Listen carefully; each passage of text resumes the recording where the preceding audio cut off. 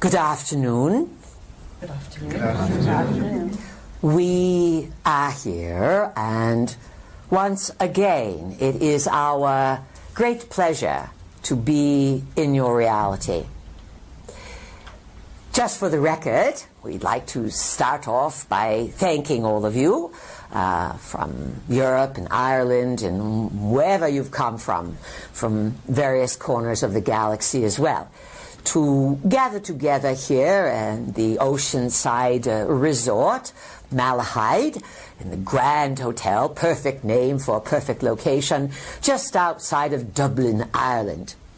And we are fully intending to raise the vibration, to explain things to you, but to deliver energy to you so that you have a larger understanding of reality.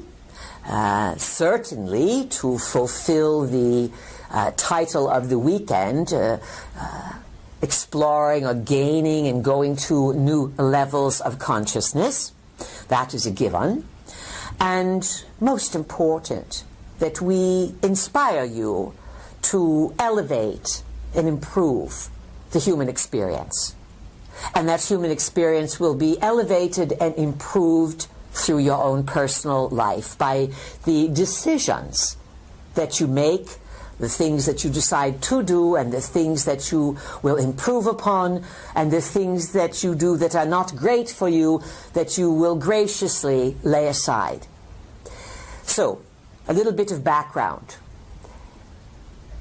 The year is 2015, and the date is the weekend of the summer solstice. A magnificent time of year in the Northern Hemisphere.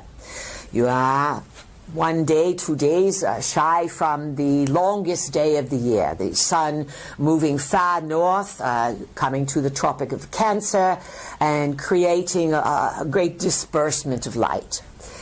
It affects your biology on a very deep level. And when you live in the Northern Hemisphere, the peak of light tends to activate the neural pathways, the cells of all life, of the plants, the animals, and of course you are within the animal kingdom, you are creatures as well. So you reach an excitement point. The cells within your body are very excited by the solar activity, and it is absolute perfect time to receive data and to get the bigger picture of who you are and why you are here.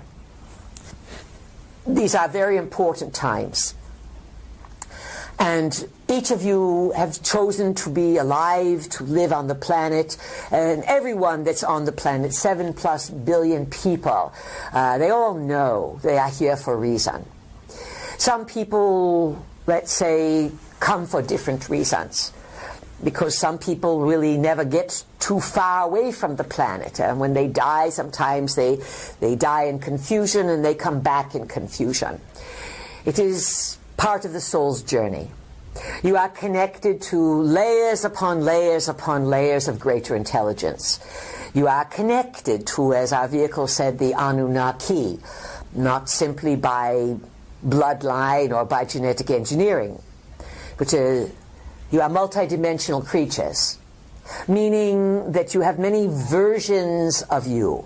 So, for example, the you that sits here in this room is unique unto your physicality, unto your biology, your personality, and your gender.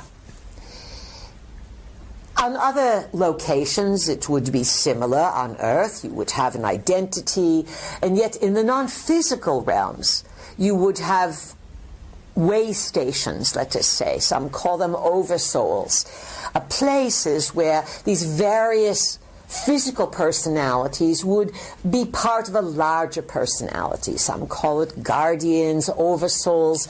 The names are simply names. They are labels. They are descriptions to help you understand something that is your birthright to understand. But the problem has been your interference. The genetic engineering that has happened to humans on the planet, And then today, living in the 21st century, the ubiquitous, that means spread everywhere, like smooth peanut butter, not lumpy, spread smoothly everywhere across the board. The ubiquitous use of devices and things in the air that destroying your cognitive abilities, designed to confuse you, to distract you, and to quite clearly entertain you into the grave. Obviously, all of this is occurring for good reason. Good reason happens to be that in the biggest stories of the cosmos, it is well known that various junctures in time undergo rapid stages of evolution. And much of this has to do with the transmissions of energies that can be sent from places far, far, far from where you are now. And just to give an example, our vehicle was speaking to you about one of the Mayan calendars, the one that is called the long count calendar. And this long count calendar was designed by the Mayans 2,000 years ago or some such. But instead of starting the calendar in their then now, they started the calendar, this 5,125-year Mayan calendar. They started it around 3114, 3116, something like this, BC. And then allegedly it ended on December 21st, 2012. Now, how could these primitivos in Mexico figure this out? Well, obviously they did not. Obviously, forces of intelligence such as we and all kinds of other beings have long been speaking through and to people on your planet. Remember this. This is so important.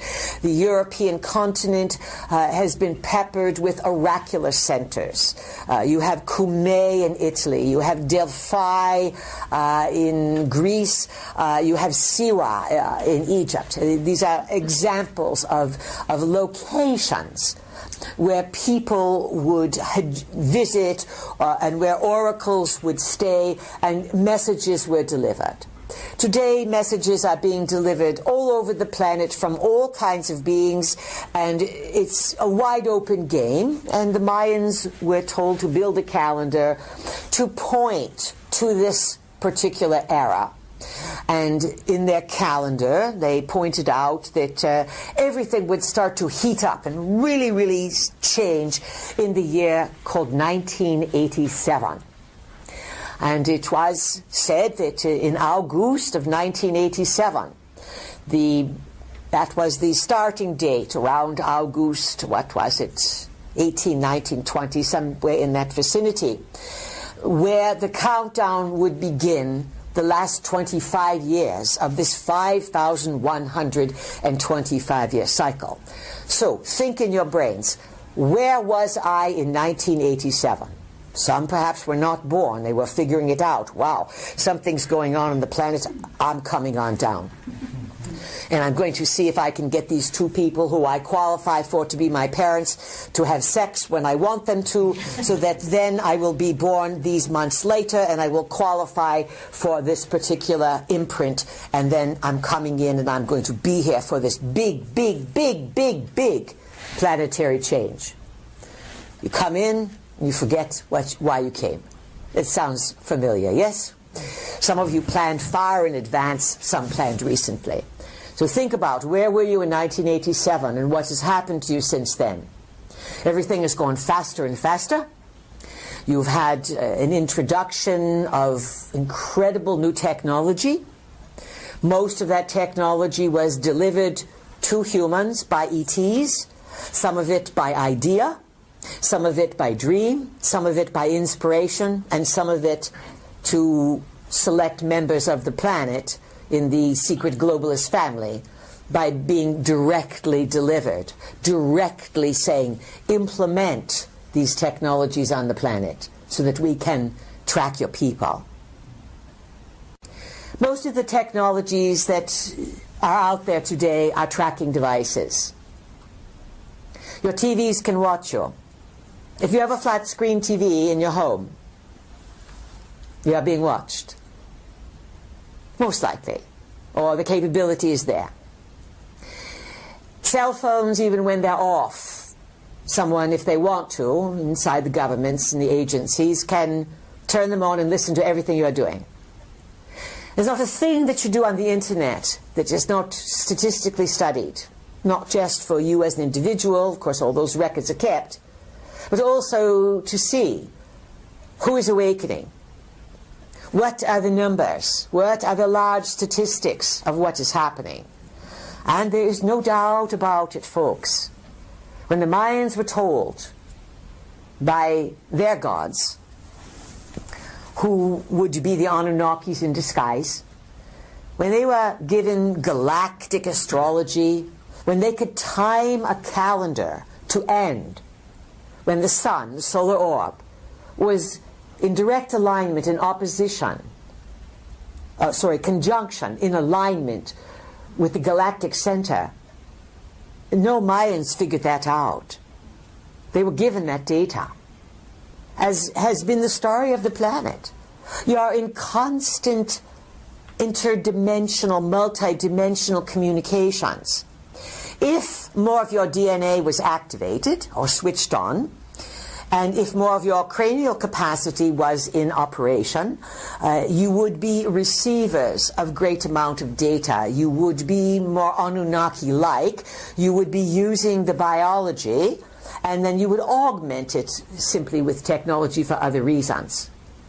Today, your biology is shut down, and so you think technology informs you, when in actuality it confuses you, and for the young people, it ruins their thinking processes. All right, that's out of the way. You understand that. Within all of that, the game is still on. We and many, many other beings have a deep investment for our own reasons in supporting your leaps in consciousness, in supporting you to go quickly but safely and somewhat slowly from your point of view to new levels of understanding the bigger picture of reality. And being able to switch on inside and tune in to use your body as your own cosmic radio, to get your own sources. This does not mean that you are going to start channeling per se. It means that if you wonder about something and you want it, you'll be able to use your biology to get ideas, to figure things out. This is encoded within you. Our vehicle explained to you a little bit of the Anunnaki story, the Sumerian text, the cuneiform, the tablets, all of this. The records are there. They're in stone. They are etched on clay tablets. They are there. But they are what the visitors want you to believe. And these visitors can be tricky because they are trapped in their own illusions. You have heard the expression, as above, so below. We guarantee you that the confusion that is going on the planet is filtered down from the confusion that's happening among overlords in the heavens. They are fighting. There have been fights using earthbound people and tricking them and taking them into space programs that are thousands of years in advance of the science that they are teaching in 5th grade, or even high school or college physics. You are being educated, your young people, with disinformation that is so antiquated, it's been old for a long, long time. And this is creating a lot of unrest, a lot of confusion, because, as our vehicle was explaining to you, there are parts within your biological being that have integrity, that want to know the truth, and that do know the truth. But the mind, the conscious mind, wants to battle with that. It doesn't understand always what's being birthed inside. And what's being birthed inside, quite simply, is something we call Enki's gift. Enki, the first son, but not the ruler of the planet, but the one with more compassion, he and his sister, she was originally called Ninma, and then she became Mami, and then she became Nin Hersog, Lady of the Mountain. But Mummy, the original Mummy, she was an Anunnaki, a half-sister of Enlil and Enki, and both of these brothers had children with her.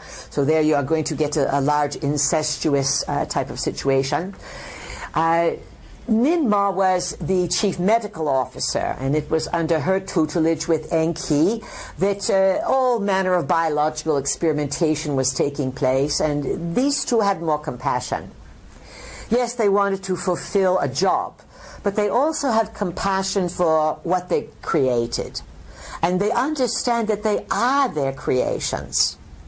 And within their creations, perhaps maybe 100,000 years ago or some such, they began to tweak things.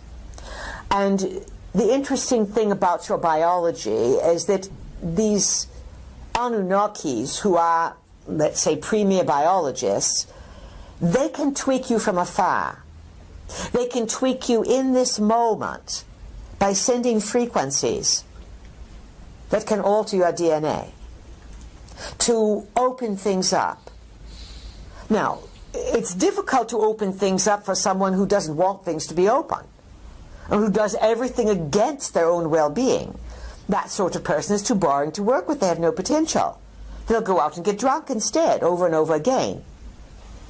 But clever people, anyone who wants to think and wonder, anyone who wants to self-improve, anyone who understands the value of the system of nature, you start to shine. And you each glow a little bit. Those who are capable can look on Earth and see who has greater potential than others. The boring ones have no glow to them. The interesting ones glow. They give off energy frequencies that show they have some sort of thinking awareness process. Then you start attracting others who will work with you. But when you start thinking, you may also attract others who don't want you to advance. And this is part of learning how to deal with these things. As you advance in consciousness, you may encounter forces who see that you are lighting up, and they may want to start diminishing you or harassing you from the dimensions. Drop your grounding cord, reaffirm your aura, and always move back to your breath, to deep breathe, to make intentions, to augment your energy field. Attracting energy that wants to challenge you is part of the initiation, so that you know these forces do exist. They can easily be repelled by simply taking charge of your energy field, your thoughts, your physicality, and your intentions of coming from your heart and doing good works. All right, that's understood. Now, 2015, it's a few years past the end of the Mayan calendar. The years that the Mayans defined as being so pivotal when everything would change on the planet were the 25 years from 1987, including and through 2012.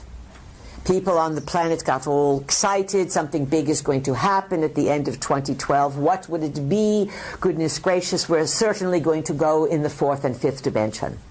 What manure? What manure? It's all right to laugh, people, please. Feel free to laugh. When you laugh, you open up your energy fields, you enhance your immune system, so it's good to laugh. And we like it when you laugh at our follies. So, everyone's holding their breath, certain there's going to be some ascension, some elevation, something. It was all nonsense. Because you are so in it, you can't even tell what you are in. And every day, if you put your mind on it, you are incrementally increasing your awareness. No one is going to lift you up and take you off the planet and save you from the problems that are here. If they lift you up and take you off, they're probably going to take you someplace either to eat you or to imprison you as slaves. And it's been happening throughout the history of your planet that humans have been taken into space. It is to this day that some of your disappearing scientists are on the moon, and that there are colonies on Mars. So just sit with that, folks, please. The Anunnaki established bases on the moon hundreds of thousands of years ago, and they've never abandoned them. This is why there are structures on the moon that people report that are massive in size, gigantic domes, towers reaching outwards, bridges of all natures, and that's only what you can see. The Anunnaki are masters at building inside of planetary structures.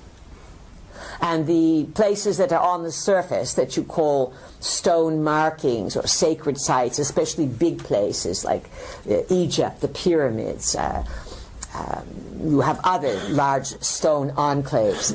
These often mark a location so that when visiting Anunnaki's return after Earth changes and things, the remaining stone structures also mark openings to areas inside the Earth, or nearby openings into what we have termed a massive tunnel system that was built inside your planet by the Anunnaki long time ago. It's one of the reasons, only one, that all of the problems have been happening in the Middle East. Some of the locals, and we are talking those who would be more in the mountainous areas of the Middle East, those who live close to the land, or native peoples, aboriginal peoples around, they sometimes were assigned guardianship to never let anyone know about openings inside the Earth. There's so many mysteries on your planet, and yet they all can be explained when you start to factor in that there has been a presence for hundreds of thousands of years invested in tricking you from understanding the multidimensional cooperation and intricacy of which you are a part. Now, these Anunnaki are in a hard place right now. You on Earth are part of the empire. You are only one colony of the empire. There are other parts of the empire throughout the galaxy that are in mutiny. So the chaos above is in desperation. Remember, 15 years of your time is a day and a half to the Anunnaki. They sometimes have a hard time condensing their experience of time down into yours, just as you are boggled by theirs. This translates to they cannot always find your time. You assume or presume that if visitors come from space, that they are going to find your now. But think of this, people. All time is simultaneous. And the time structures that you are in are containers built on calendars that the Anunnakis designed so that you can have an experience. And because you have been genetically altered and your cranial capacity is limited, they were easily able to make these containers and have you think that's all there is. In simple terms, Enki and his sister left openings in your DNA and are working those openings sort of as a time capsule that is firing off during the nano years. That's our term for 1987 through 2012. The nano years, meaning that they fly by like a nanosecond.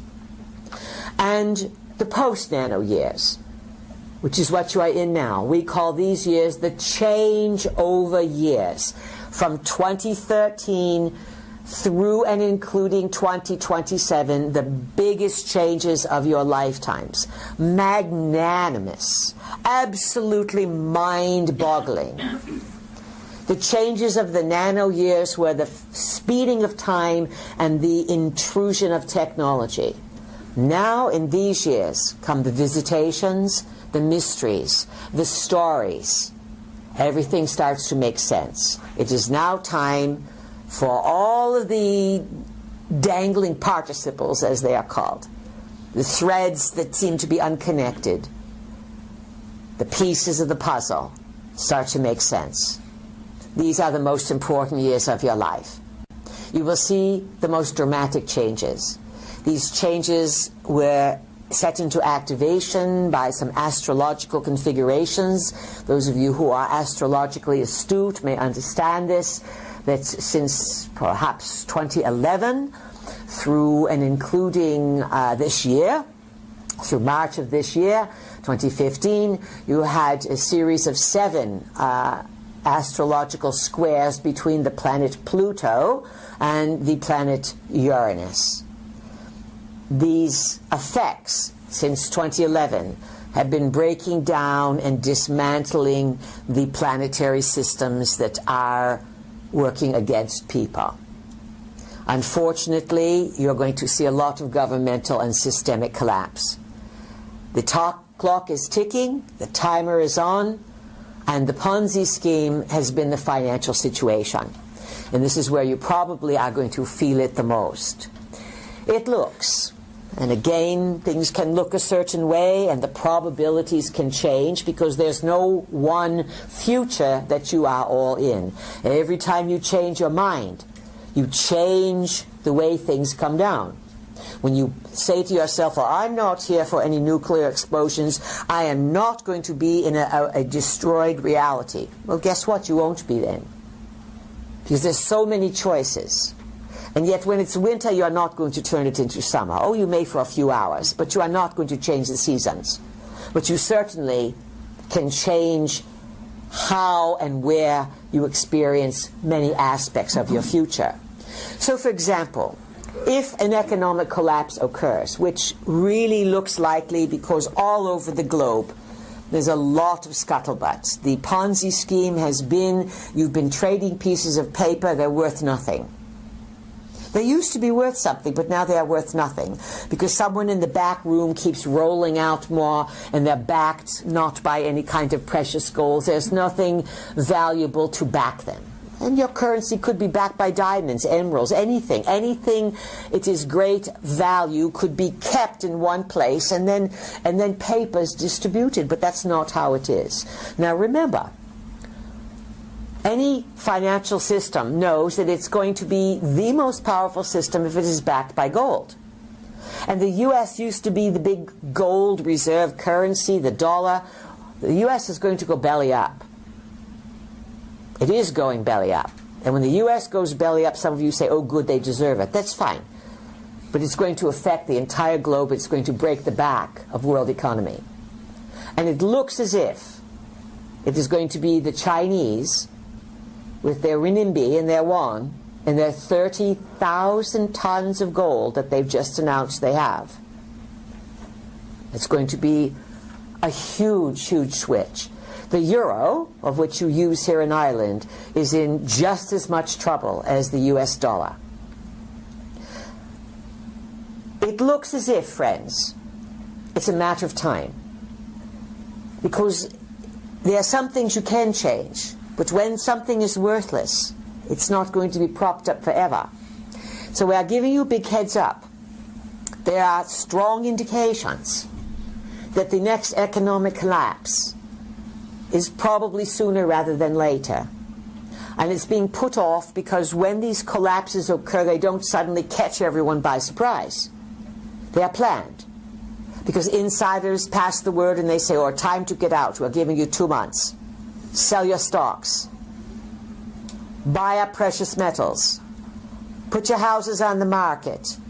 Get top dollar because there's going to be a crash coming, and when it comes, it's going to make the crash of 2008 look like it was a preschool bow-tying party. We are giving you heads up that things that start to occur could really set things into motion. It's going to be interesting, very interesting. Do not invest in fear. And certainly do not lead with ignorance. Lead with intelligence and do not be afraid of what you know. And do not let those in ignorance dominate your mind. If someone insists on being uninformed and ignorant, let them go. Spend some time with them, but do not waste this precious lifetime, dear friends, in arguing with those who refuse to grow.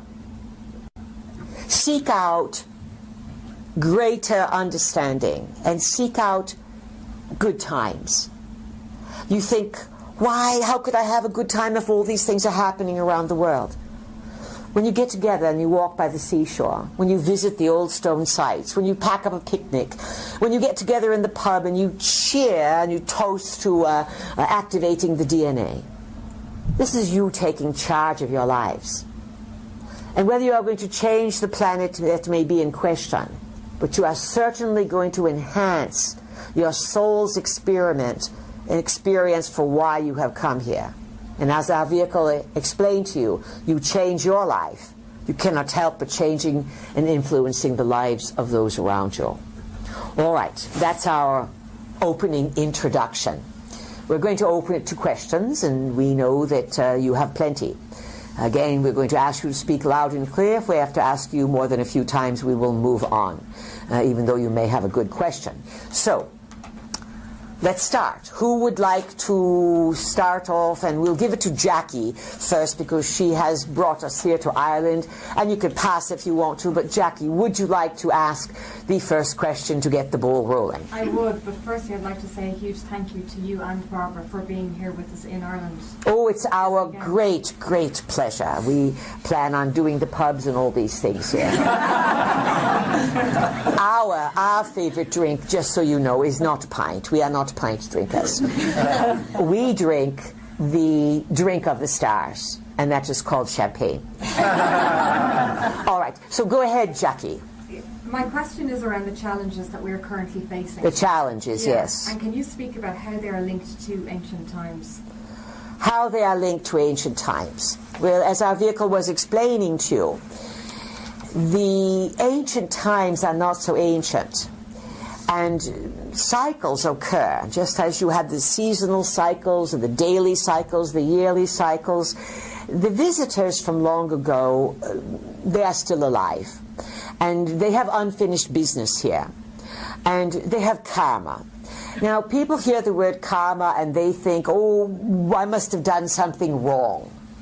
It's not necessarily that. Our vehicle was explaining to you about the Creator. Who is the Creator? The Creator, it's unknown. We don't know who the maker or the Creator is. No one does, but everyone knows of it. It's not a man, it's not a woman, it's not a location in another galaxy. It's not found in a black hole, it's not found anywhere, yet it is everywhere. It is a presence of intelligence that is in everything. And if you were switched on, you could go down to the seaside and pick up a pinch of sand and hold that sand and say, "Sand, tell me the story." And the sand would know the story because the sand is part of the Creator. So understand this, that you are part of the Creator, the Anunnaki are part of the Creator, and you may say then, well, why do that Creator let those Anunnakis do these bad things and mess us up? Or why does the Creator let these globalists poison us with chemtrails and GMOs and Wi-Fi and all of this? The Creator is allowing. The Creator is curious. The Creator is in all things, good and evil. And the Creator knows that what is put out is going to come back. You come up with this term called karma. It simply is a definition of how energy is used. So now, from knowing the Anunnaki story, they came here, they got gold, and they decided to build some humans, and they were not nice to them, and then one of the gods says, too bad if they die in the flood, don't warn them, let's just harass them, use them. This is not good karma.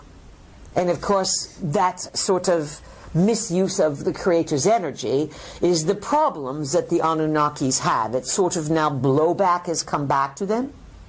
You know, sometimes on Earth you see someone do something and you shake your head. You say, well, what goes around comes around. It's going to come back.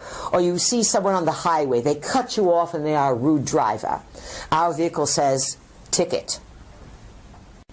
She knows if she points and says ticket that someone's going to give that person a ticket. Use that technique as well, please. It's powerful. Oh yes, of course, you have the power. This is a little wand, the finger, you know. Well, the finger is definitely a wand. So you don't want to point it at someone to lecture them. But if someone does something out of harmony, then you can say, ticket. Or you can look at a world leader and say, karma now.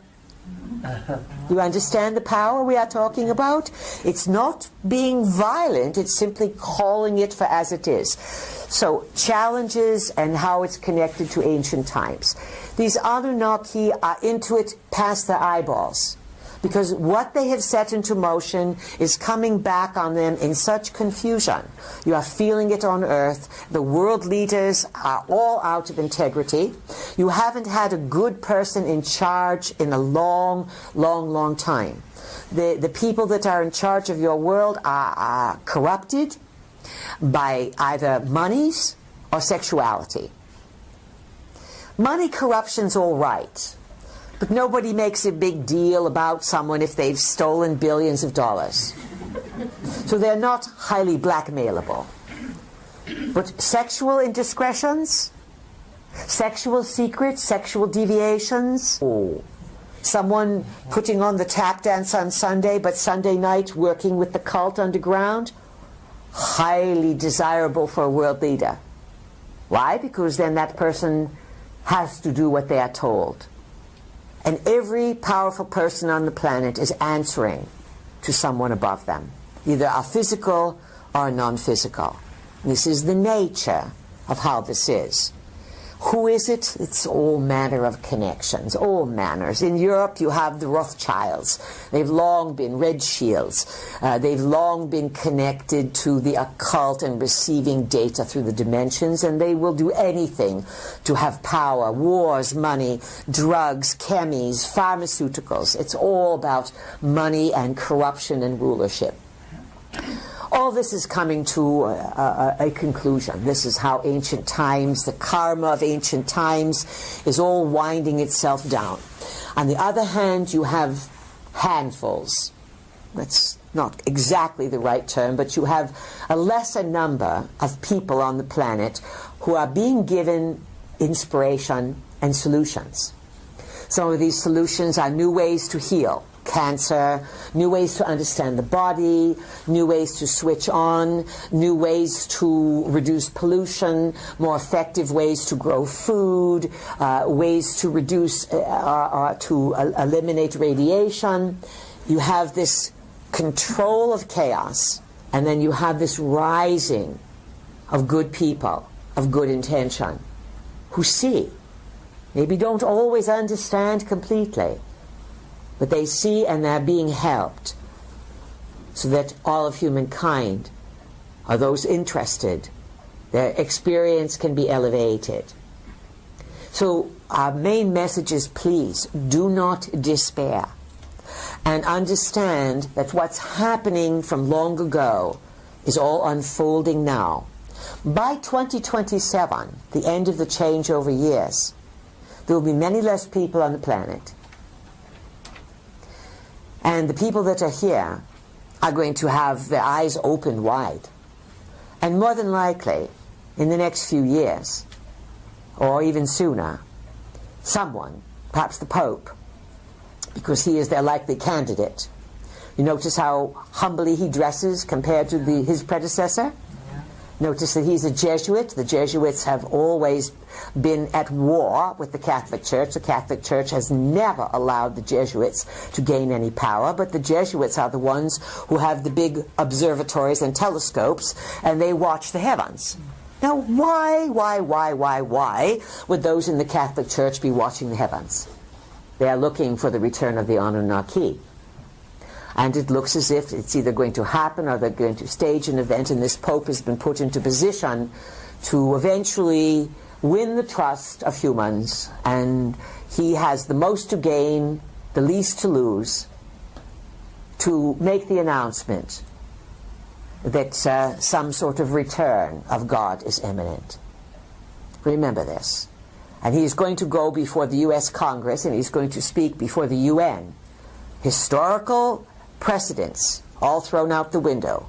And he's going to do this at the end of September. And many people are pointing to the month of September as being a time of opening many, many, many changes on the planet. This is why it is essential that we came here to Ireland, a gracious host country that welcomes people from all over Europe to come and hear the story and to come to give you some idea, perhaps to piece things together so that you will feel more stable. Remember, each of you wanted to be alive now, and you are guided and your soul is stronger than you think. Keep your wits about you and you will do well. All right, so let's move into more questions. Who would like to ask? Loud and clear. Tanya. That's a mousy voice. Over here, who has a question? Jennifer. Who is it? Jennifer. Jennifer, loud and clear. What's your question? Hello, please. Thank you for allowing me to speak. And I was really pleased to hear you talking about chemtrails earlier. Yes. I'm very, not personally, an awful lot of us here are very concerned about the environment, about the huge increase in geoengineering chemtrails. Now, you know that these chemtrails have been going on since the 80s. No. Since the 80s. And even to this day, we were teaching recently, talking about them, and afterwards a kind lady came up to our vehicle and she said, chemtrails, what are they? Our vehicle said, do you ever look up? She said, no, not really. You are creatures. You need to be looking at the ground and up at the sky all the time. So this is how they've been able to pull it off. Television. People stare straight ahead. So this is why people don't see it. But how do you notice? The sky starts out bright blue, and then in a short amount of time you see trails. Sometimes it is a tic-tac-toe design, a grid, and then a little while the sky is white. Two things happen. It blocks out the sun, and the sun is constantly sending you data because data it rides the light frequencies. And the sun is an intelligent communication device. And so the sunlight actually sends you data and updates you constantly on your intelligence. And then the chemtrails block this out, and they are distributing, as people have said for a long time, barium, aluminium. Aluminium has been described as a culprit in the rapid rise of Alzheimer's disease, of which it is reaching epidemic proportions, along with autism and obesity. Well, there you have it. No one can solve all of this. And someone recently pointed out to us that there was a doctor or some such from Germany who paid to have some of the particles from chemtrails analyzed and found that they are spraying also something called Lyme disease. So now what's your question, Jennifer? My question is, a lot of us feel very helpless, but I believe there's a solution, and I'm sure you know about Orgonite. There's a movement here to get Orgonite made from plaster, which has a great life energy power. Just wondering if you please think that this is a worthwhile exercise. Anything you do, Jennifer, is going to be worthwhile. Why? Because it is the act and the intention. Your intentions and your desires then begin to excite the Creator, because the Creator says, wow, my energy that I give out and that is in all things is being utilized for good. So your intentions count, but also there are people taking even bigger action. In the USA, it has recently come out that there are people who want to create, because they say these chemis are happening all over the world, they are affecting all the people of the world. And so they are wanting to create a class action suit, of course, that all the people of the world would be covered under, and to take it through the courts and go after the secret governments and the people involved in destroying the people of Earth. So it's going to happen on a lot of levels. You understand this? Yes. Keep doing your part. And the other thing that's so important is boost your immune system. The people that despair the most, the people who have the most problems, the people who live from day to day in poverty, have the weakest immune systems. There's no need for poverty. But if you are convinced that you are poor, then you're going to be poor. If you are convinced that perhaps you can improve and that you can attract more abundance into your life, then do so. And if you say to yourself, you know, I used to say I just have enough. I just have enough. Why do you want just enough? Words create. You can have plenty. You can say, I always have plenty. You see the difference? So the power of your words, I always have plenty, instead of I just have enough. When you say I have plenty, your immune system is stronger. I always just have enough. You see the difference? And then as you say, reality begins to conform. So, boost your immune systems. And our vehicle started out today and she gave you a lot of basic protocols. There's many more things that you can do. And as we said to you, laughter, good times, socializing, good sex, honest, loyal, wonderful sex, good health, good exercise, a good night's sleep and rest. All of these things can be immune system boosters, because the immune system is boosted by joy and happiness. And it is diminished and weakened by worry, despair, and world situations on the media that depress you. So much less media also. Or if you look at the media, say, I wonder why they want me to believe this. I wonder why they want me to think this. Then that does not diminish the immune system so well. And that's the best thing you can do, is to boost the immune system. And understand inventiveness, genius is happening now. And it would happen for a lot more people if they would get rid of their devices and go out into nature more. This is Uranus, the electrifying planet of mass awakening, and it is in the sign of Aries. Don't tell me what to do. So you have this sign of genius in this sign of independence, new beginnings. It can create a lot of violence, a lot of anger. That is why you have all these people revolting and shooting and killing, and they're losing it, and they think the only way to get what they want is to destroy. Please understand, you do not have to destroy to win. You do not have to destroy to get what you want. You simply sort of build probabilities around those who want to play in that sandbox. Who has a question? On this side of the room now, loud and clear. Tanya.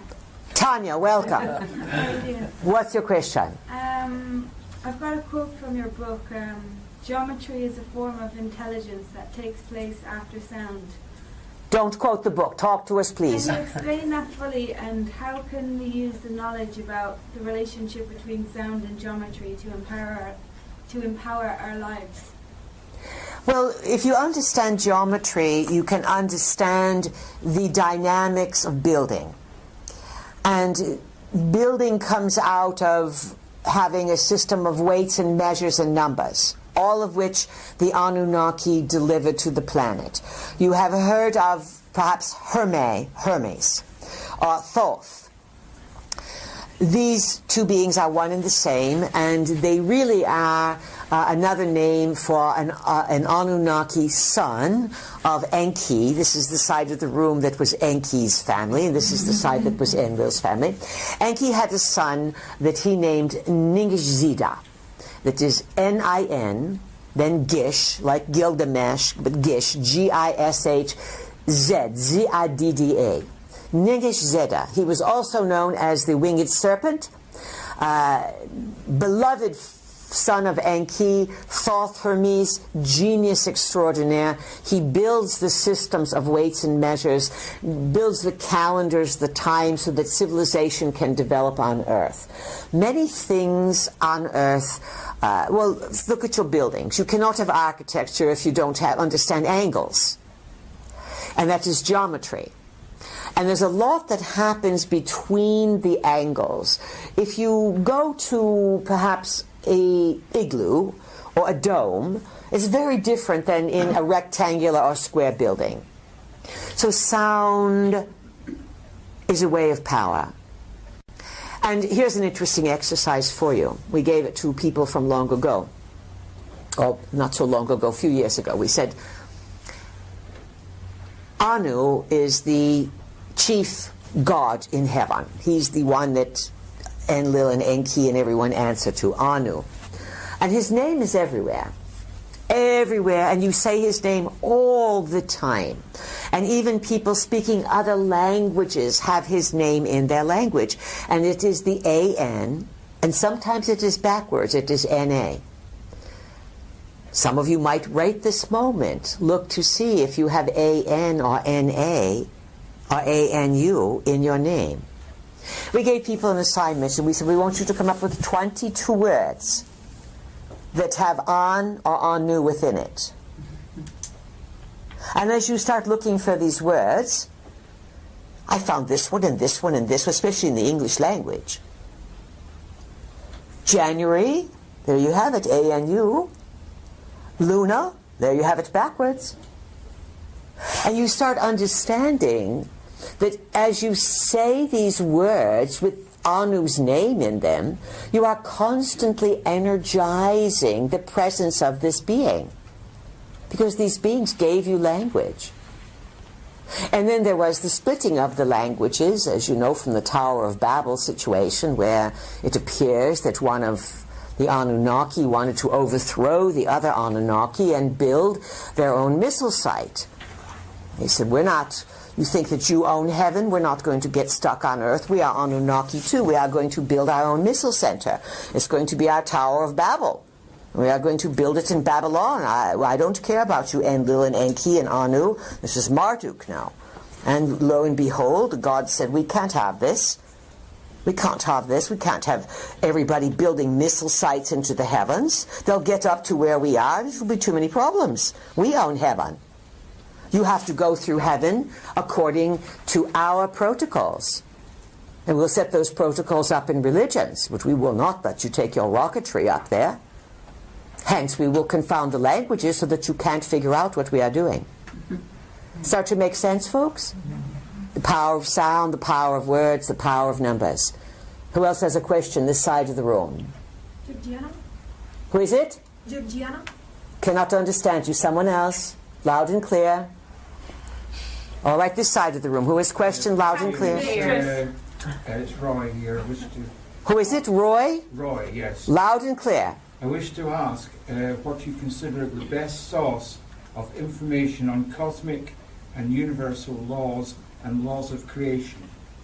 The best source? Yes. Aren't we giving you good data? Who else has a question? This side of the room. I have a question. Yes, you are? My name is Falco, my piece. What is your name? Falco. Falco. Yes. All right, question. My question is, in all these... Can they hear you in the back of the room?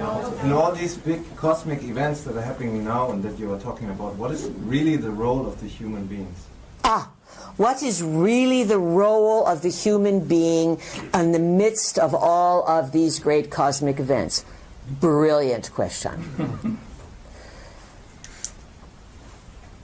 You, as humans, can help heal all of this empire building by the Anunnaki that have confounded and limited the growth of many life forms. Some people say you are slaves. That is a bit of a stretch, because if you think you are not a slave. You can outmaneuver the system. Within the system, of course. You are not going to suddenly sprout wings and fly, but you have a lot of freedom to awaken. And as we said to you, Enki left something in the humans, in some humans, let us say, that's coming around and it's being activated. And then some humans, as they wake up, can then vibrate at a new frequency.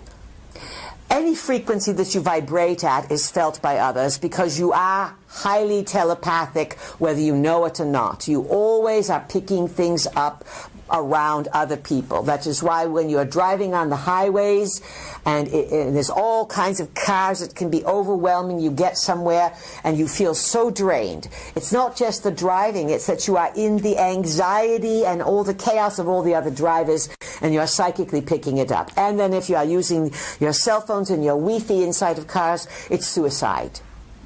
Just know this, folks. Wi-Fi is suicide. And just so that you know, this is an aside, we'll come back to Falco. There are 60,000, at least, peer review articles talking about the danger and the destruction of humankind through cell phone technologies. So, of course, it is suicide. Now, as you really start to overcome some of these obstacles or challenges and start to use your biology, it grows. It grows and it starts to become stronger and stronger. The immune system becomes stronger and more neural networks are opened. You get more ideas and you vibrate differently. And as you feel good and you feel confident and your energy field goes up and you are using your chi, so to speak, others feel it. If you have good energy, other people like to be around you. If perhaps you walk in a room and you see a whole bunch of people who are really depressed, you say, oh, wow, get me out of here. Or you may spend the afternoon with them and then afterwards feel as if someone has pulled your plug. You are all affecting each other all the time, unwittingly. As you start to wittingly affect others by smartening up yourselves and then vibrating this like your own radio station, because your thoughts go out. This is how you improve the human condition. And we speak to those who are interested in improving their condition. We are not going to go on the radio, on TVs, movies and stuff and speak to those who want to eat slops. You have to seek out self-improvement. But once you seek it out, you're in the game. And it's your job, not ours, to get those who don't want to awaken. That's a tougher job than ours. At least we are speaking to those who want to awaken. You understand, Falco? Yes. Good. So vibrate out your power. Who else has question this side of the room now? Catherine here. Catherine here. We hear Catherine. Loud and clear. I would like to know... Can they hear you in the back of the room? I would like to know how we can best protect our children or educate them in light of an obsolete educational system in addition to homeschooling or apart from homeschooling. Another excellent question, Catherine, of course.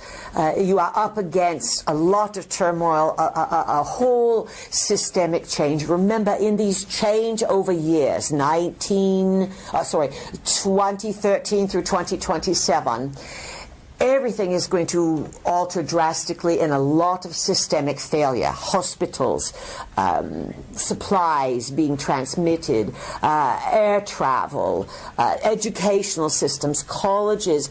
It's all decaying because they're greedy people. It's all about money or controlling, and it's not about really producing well-adjusted individuals. That's not what the globalists want. It's your job as a parent, each of you. It's a big responsibility to be a parent. Oh, it's easy to have sex. It's fun. And sex is to be fun. But there's a big responsibility to it. And when little beings come in, that karma will follow you for lifetime to lifetime to lifetime. Because those little kids grow up, and if they have problems, they carry those lifetimes and they get regressed and they say, oh, 5 lifetimes ago my mother did this to me. Yipes, yipes. Not 5 weeks ago, 5 lifetimes ago. So we are laying it on thick that you have a duty as a parent to explain, to educate. And you are not to be best friends with your children. Oh, of course you are their great friend when they're very young. But you must educate and explain and discipline. And then if you've done a good job, once they are past 28, their first Saturn return, then you can become good friends with them. Because then it's time for you to zip it and to not dominate too much advice. The parental days are over. You do not turn to adult until you are 28 years old. When you are a teenager, you are making the worst decisions of your life. 15 years old, you are halfway there. The hormones are crazy. They are raging. Everyone go back to 15 and think of a very bad decision they made. Yipes, right? And how long did you pay for it? Sometimes it's still there. Forgive yourself for being stupid.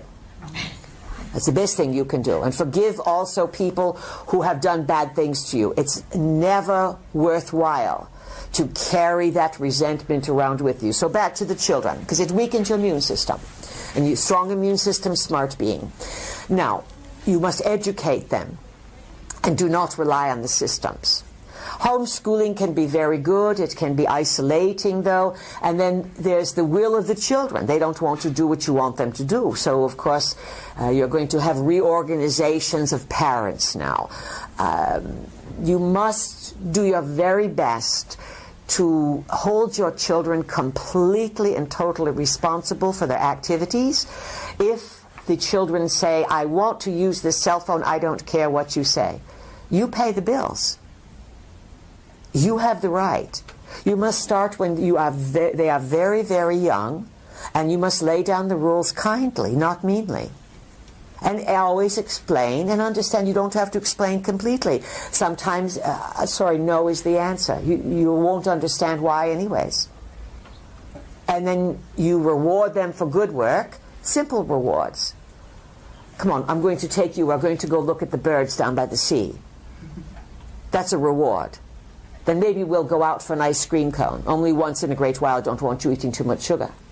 You understand, Catherine, what we are at? Yes, I understand. What else do you want to ask us? Well, I suppose it's in light of that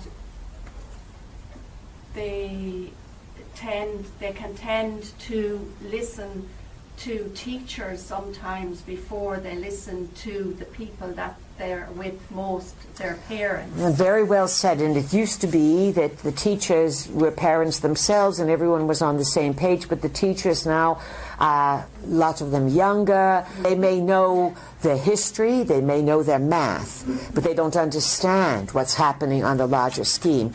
So it's tough being a parent today. These are the most difficult times for raising children, grandchildren, all of that.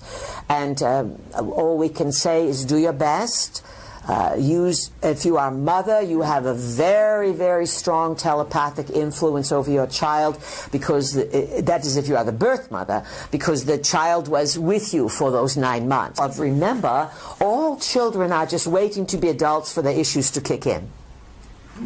Well, this is worthy of a big laugh, because they're so cute, look how cute they are, they're so sweet, but they're going to grow into what they came on the planet for, which are their issues, their unfinished business from many lifetimes. So this is why the more guidance you give your children and the more rules, and you don't have to explain everything. No can be no. And you can gain respect doing it. So you are up against some difficulty. But again, the school systems are collapsing. So it's confusing for children. Hug them.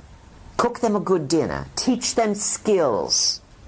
Get them to rake the yard, mow the lawn. Come on, we're going to plant flowers today. I'm going to teach you how to clip the trees here. We're going to get rid of these branches. Take them out into the old-fashioned times and get them doing real things. The more skills your children have, the happier they will be. And we are not talking about football, tap dancing, and horseback riding. We are not talking about trendy lessons. We are talking about mom, dad, grannies, grandpies, aunts and uncles saying, let's go berry picking, and then we're going to go home and make jam. You follow this? Yes. Real practical things. That is a way you will implant your influence. You teach them the things that have been going on here forever that work. You are in physical reality, friends, and you're not going to escape it. You are multidimensional. And if you keep your feet on the ground, your head can go to the stars. But you still are going to live in physical reality. You are going to have to wash yourself, feed yourself, wipe your bums, and create. So you must know the basics and teach those to your children. And then teach them to play musical instruments, not electronic guitars, but teach them to make sound with music, to sing and to play, to do real things and to socialize and to have real talks. No one is communicating with their cell phones. It is a way of keeping you disconnected from everyone around you. It's a very bad idea. All right, this side of the room. Now, who has a question? Hello, please. My name is Monica. Yes, Monica. When Welcome. will this big downturn come? The one you talked about earlier. About, banks and governments and the whole system falling apart big time, bigger than in 2008. oh, the financial rearrangement. Yes. When will that occur? Well, it looks as if some rumblings are going to begin this fall, simply because of scuttlebutts that have been out there. And the euro and the dollar have been propped for '08. Since '08, the U.S. started something called QE, and that's not Queen Elizabeth. QE stands for quantitative easement. It is a lot of gobbledygook language that is meant to say we are going to print worthless money. And then that way we'll put more worthless monopoly money in the system, and it will keep things from crashing, because you came so close to massive global systemic breakdown in 2008, and desperate measures had to be propped up in the U.S. because it is the U.S. reserve currency that all of the petro economy is based on, and so when the U.S. goes, it can tank everything. Now, as we said, it looks as if the gold-backed yuan or something from someplace else. Remember, the yuan is with the BRICS. The BRICS are Brazil, Russia, India, China, big players. The U.S. is on the decline. Look for things to start to rumble. Well, you can see it now. People have been pointing out that something happened in April and May. In April, the Ban Ki-moon man, you've heard of him, yes? He says to the Pope, climate change is much closer than anyone realizes. Then a few weeks later, Mr. Obama, he starts squeaking like a duck. Climate change, climate change, climate change, climate change, climate change. This is a warning. Climate change is code. Climate change is code is that it's coming down, and it's code, perhaps, for big things coming from space, perhaps return of Anunnaki, just as nuclear is code for ET issues. You're going to have all manner of climate change this summer. You're going to hear it coming out of your ears, and you're going to have extremes in weather. And you already had it this year. Hot when it's not supposed to be hot, cold when it's not supposed to be cold. You experience it locally, but it's happening all over the globe. Some of this is the result of weather wars, which has been around for many decades. And some of it has just been so much screwing up with the jet stream and attacking various countries, making it rain at times, making it dry, drought, snow, weather. It's all going on. And this is Earth-based. But just imagine the kind of weather control the Anunnakis have. This is starting to create disruptions everywhere. Rather than sending troops in, it's very easy to send the weather in. You see, troops have to be relocated, supply lines fed, disciplined. A drought, there it is. California, year number 4. California, they're running out of water. Buenos Aires, the faucets are dry. Brazil, it's next, running out of water. California, 4th year on the drought. The intake, the water is getting below the intake valves. California has the 6th, 7th, 10th, whatever, it's in world economy. When California goes, it goes belly up. California is going to have a real estate crisis extraordinaire. How much do you think your $5 million house is worth when no water comes out of the faucet? It's worth the same as the shack down the road that has no water faucet. Do you understand? And how long do you think it is going to take to fill up those reservoirs so there's water again in California? If it took 4 years to get here, that's a lot of water that has to come down to fill those up. So how soon, when is all this going to happen? You are in it now. You are in this turmoil that is massive. If you follow the markets, look, there's massive sell-offs. And the euro is in just as much trouble because they have also here using the quantitative easement.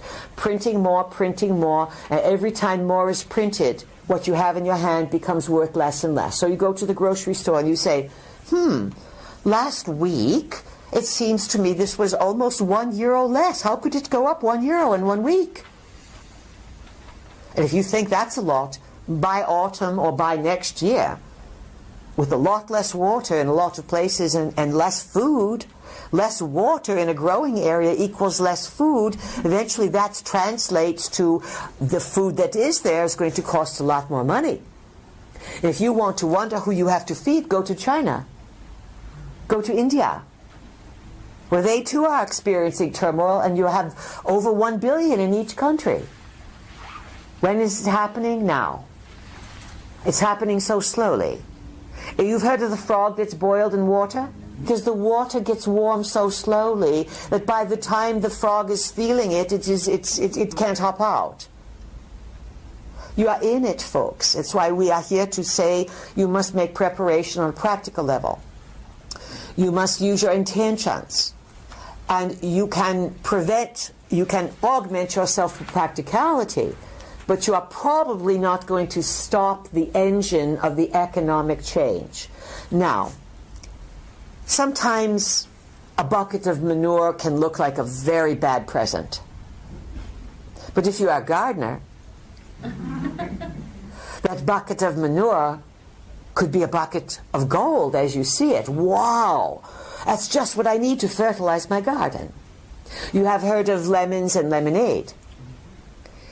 What looks as if it could be a disruptive event is actually, if you get your wits about you and you allow the forces that are in the dimensions to help you, they will help cushion the changes, and there are always ways through these situations.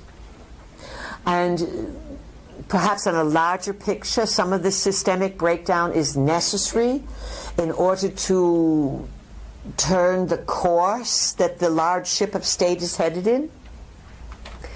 Some manner of economic turmoil, and we are using the words turmoil purposely, is inevitable. And a lot of greedy people are going to be stuck. A lot of regular people are going to say, where did this come from? What happened? Because they choose to be entertained rather than informed. If you have monies, get out of debt. Do not spend what you do not have. If you owe monies and you have a cushion, pay it off. If you're thinking of selling, now's the time to do it. If you own a mortgage or you have owe on your automobile, those are the only two legitimate debts.